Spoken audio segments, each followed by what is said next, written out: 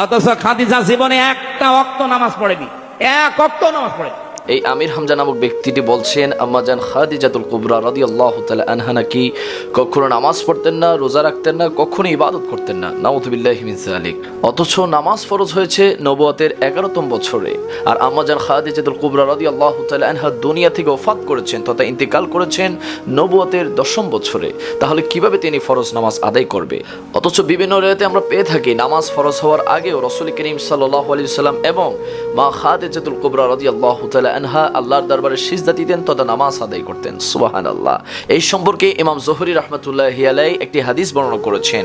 হাদিসটি হলো ওয়া কানা রাসূলুল্লাহ সাল্লাল্লাহু আলাইহি ওয়াসাল্লাম ওয়া খাদিজাতুল কুবরা রাদিয়াল্লাহু তাআলা আনহা ইউসাল্লিআনে ক্বাবলা আন তুফরাদুস সালাত। সুবহানাল্লাহ। ইমাম জোহরি বলছেন নামাজ ফরজ হওয়ার আগেও রাসূল পাক সাল্লাল্লাহু আলাইহি ওয়াসাল্লাম এবং মা খাদিজাতুল কুবরা রাদিয়াল্লাহু তাআলা আনহা নামাজ পড়তেন তথা আল্লাহর দরবারে সিজদায় অবনত হতেন। সুবহানাল্লাহ। কিন্তু বড় আফসোসের বিষয় এই আমির হামজা নামক ব্যক্তিটি আম্মাজান খাদিজাতুল কুবরা রাদিয়াল্লাহু তাআলা আনহার সামনে বেয়াদবি করে বারবার বলছে খাদিজা খাদিজা খাদিজা।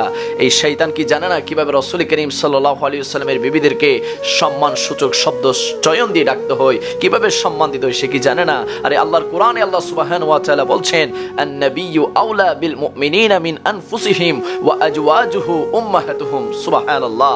আল্লাহ সুবহানাহু ওয়া তাআলা কোরআনে বলেছেন মুমিনদের জানের চাইতে বেশি নিকটে রাসূল করিম এবং রাসূল করিমের স্ত্রীগণ হচ্ছে মুমিনদের আম্মাজান। সুবহানাল্লাহ। আর এই শয়তান মালন বারবার আমার রাসূল পাক সাল্লাল্লাহু আলাইহি ওয়াসাল্লামের প্রিয়তমা স্ত্রী আম্মাজান খাদিজাতুল কুবরা রাদিয়াল্লাহু তাআলা আনহার সামনে বেয়াদবি করেছে। আমরা এর তীব্র নিন্দা এবং প্রতিবাদ জানাচ্ছি।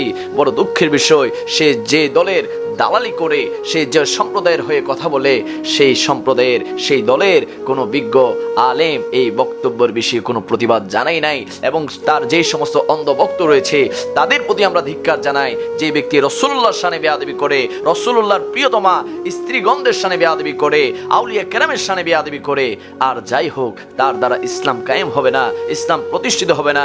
এজন্য বাংলার যুব সমাজকে বলবো তার বক্তব্য থেকে, তার থেকে আপনারা আপনাদের নিজের ঈমান আমলকে হেফাজত করে নেন। আল্লাহ সুবহানাহু ওয়া তাআলা এই ইসলামের দুশমনদের থেকে, এই রাসূল পাক সাল্লাল্লাহু আলাইহি ওয়াসাল্লামের শানে বেয়াদবিকারীদের থেকে আমাদের প্রত্যেকের ঈমানকে হেফাজত করুক।